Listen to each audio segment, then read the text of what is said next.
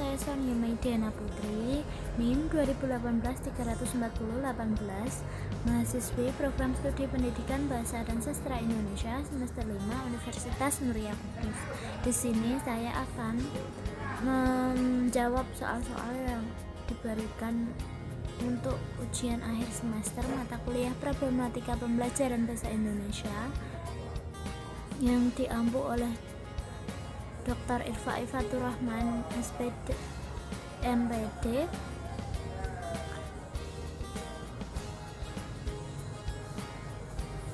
Yang pertama, jelaskan proses identifikasi dari anak yang mengalami gangguan disleksia. Identifikasi yang dilakukan untuk mengenali anak di sekolah dasar berorientasi pada ciri-ciri atau karakteristik sebagai berikut. Yang pertama, ada kondisi fisik, meliputi keberadaan kondisi fisik secara umum anggota tubuh dan kondisi indera, baik secara organik maupun fungsional yang mempengaruhi mekanisme gerak motorik. Yang kedua, ada kemampuan intelektual. Dalam hal ini adalah kemampuan anak untuk melaksanakan tugas-tugas akademik di sekolah, kesanggupan mengikuti berbagai pelajaran akademik yang diberikan guru seperti pelajaran bahasa dan matematika. Yang ketiga, kemampuan komunikasi, kesanggupan anak dalam memahami dan mengekspresikan gagasannya dalam berinteraksi baik secara lisan maupun tulisan. Yang keempat, sosial emosional, yaitu aktivitas sosial yang dilakukan seorang anak dalam berinteraksi dengan teman atau guru, serta perilaku yang ditampilkan dalam pergaulan sehari-hari di lingkungan sekolah dan masyarakat. Nomor 2, jelaskan proses identifikasi dari anak yang mengalami gangguan disgrafia. Upaya yang dapat dilakukan guru dan orang tua anak yang mengalami disgrafia untuk mengatasi kesulitan menulis antara lain. Yang pertama, selalu memberikan motivasi dan dorongan kepada anak agar tetap semangat dan berusaha menulis seperti teman-temannya yang lain. Kedua, melakukan pendekatan secara individual kepada anak yang mengalami kesulitan belajar menulis untuk mengetahui apa yang anak inginkan. Ketiga, melakukan bimbingan seperti les untuk anak yang mengalami kesulitan belajar menulis di akhir proses pembelajaran. Keempat, melakukan kerjasama antara sekolah dan orang tua untuk mengatasi kesulitan belajar menulis anak. Kelima, mengembangkan sikap percaya diri dan berani dalam hal bertanya saat mengalami kesulitan dalam pembelajaran. Selanjutnya, tidak selalu memenuhi keinginan anak dan tidak terlalu memberikan kebebasan pada anak dalam hal bermain. Terakhir, memberikan perhatian yang khusus pada anak yang mengalami kesulitan belajar menulis. Soal nomor 3, jelaskan model pembelajaran yang paling tepat untuk diterapkan pada anak yang mengalami gangguan disleksia. Jelaskan langkah penerapan model tersebut. Ada 3 model strategi pembelajaran yang bisa diterapkan terhadap anak-anak disleksia. 3 model tersebut antara lain metode multisensori, metode fonik atau bunyi, dan metode linguistik.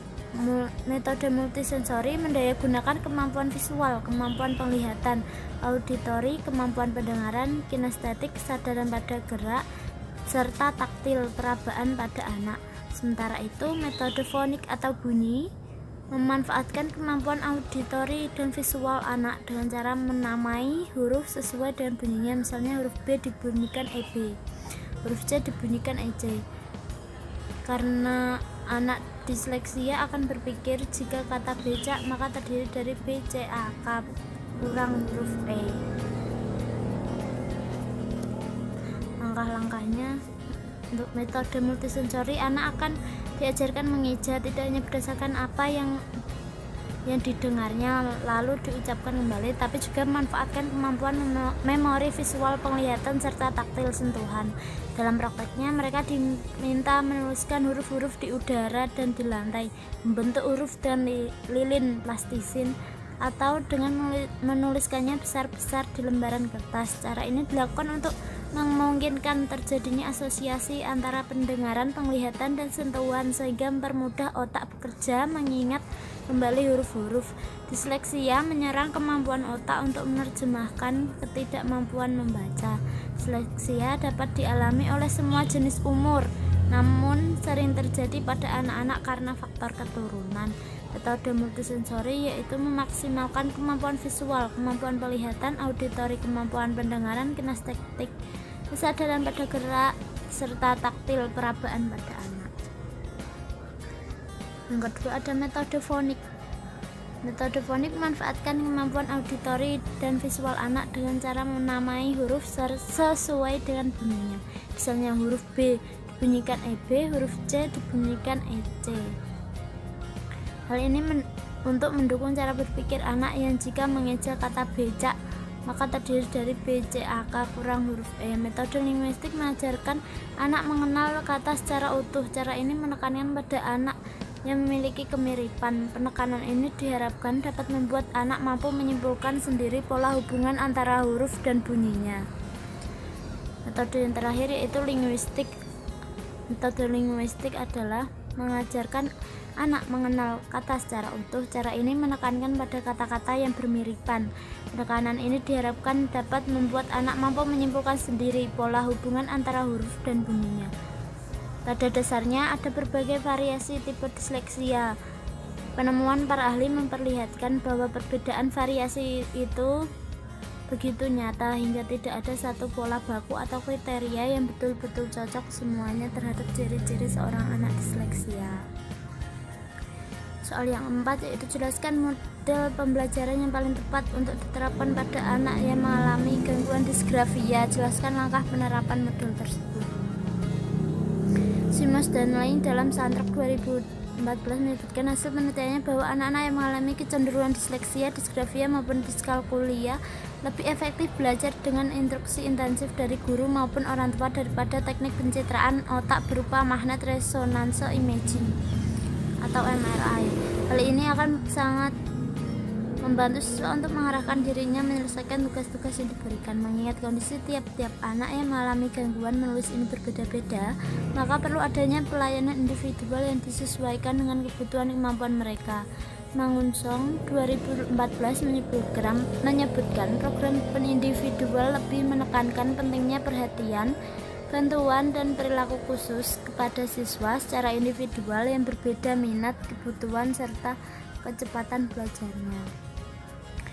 Guide writing sendiri merupakan sebuah metode yang diaplikasikan dengan menggunakan contoh pemodelan sebagai stimulus yang akan digunakan siswa mengerjakan sesuatu. Land dalam Rimawan Haritsah 2018. Jadi anak dapat meniru dan menyalin bentuk huruf tertentu di atas kertas sesuai dengan contoh yang diberikan. Langkah-langkah metode guide writing dilakukan melalui yang pertama pemodelan. Pada langkah ini guru memberikan model yang berfungsi sebagai stimulus dan bisa dijadikan contoh visual bagi anak. Yang kedua, praktik terbimbing. Tahap ini guru melihat proses anak dalam mengerjakan tugasnya dan memberikan bimbingan dan umpan balik. Yang ketiga, praktik mandiri. Tahap ini guru mendorong siswa untuk mempraktikkan suatu keterampilan yang telah dipelajari dengan mengikuti contoh sebelumnya secara mandiri. Soal yang nomor 5, jelaskan langkah penilaian autentik pada pembelajaran bahasa dan sastra Indonesia. Sebutkan kendala yang dialami oleh guru dan siswa dalam penilaian atau autentik. Langkah penilaian autentik Muller 2013 mengemukakan sejumlah langkah yang perlu ditempuh dalam pengembangan asesmen otentik, yaitu penentuan standar, penentuan tugas otentik, pembuatan kriteria, dan pembuatan rubrik. Yang pertama, identifikasi dan penentuan standar. Standar adalah pernyataan dari apa yang peserta didik harus tahu dan mampu lakukan. Muller 2013.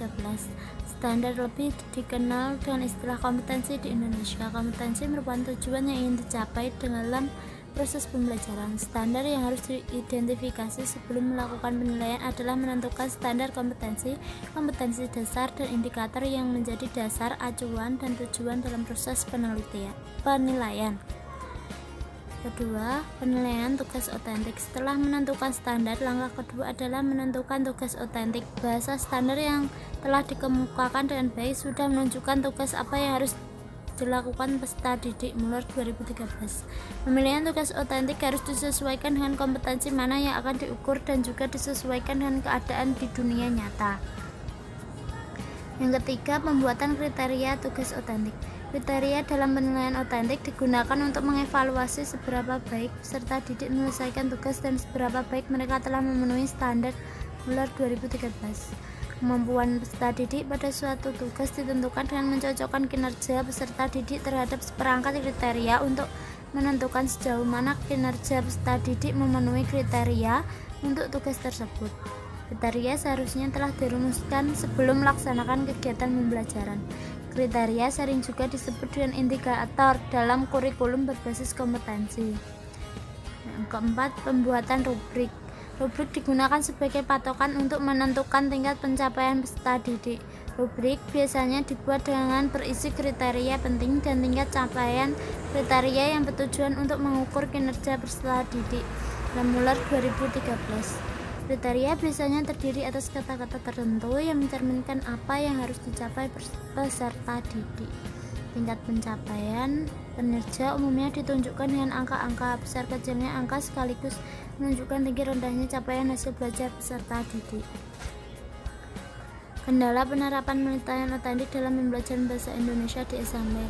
Pertama, ada keterbatasan waktu, keterbatasan sarana dan prasarana, kesulitan menerapkan penilaian otentik pada kompetensi tertentu, kesulitan menerapkan model penelitian otentik tertentu. Terakhir, peserta didik.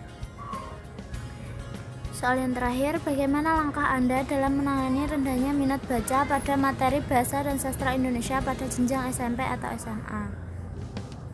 Yang pertama, menumbuhkan minat baca siswa dengan yang pertama, sekolah selalu menyediakan buku-buku atau bahan bacaan yang baru dan menarik. Yang kedua, dalam merencanakan program pembelajaran membaca pemahaman, guru selalu memilih bahan bacaan yang diperkirakan menarik perhatian siswa. Buku-buku bacaan maupun bahan bacaan sebagai bahan pembelajaran selalu diupayakan yang memiliki tingkat keterbacaan yang relevan untuk anak didik.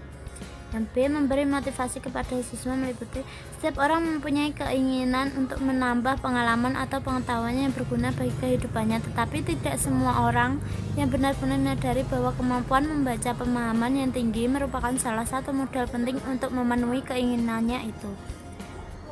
Yang kedua, setiap orang merasa senang atau bangga kalau memiliki kekayaan pengalaman atau pengetahuan karena kekayaan tersebut dapat membuatnya menjadi orang yang terkenal dan bermanfaat bagi banyak orang. Yang ketiga, memilih strategi pembelajaran membaca yang relevan. Keempat, meningkatkan kemampuan berpikir kreatif mahasiswa. Sekian jawaban saya pada hari ini. Mohon maaf apabila ada salah-salah kata. Wassalamualaikum warahmatullahi wabarakatuh.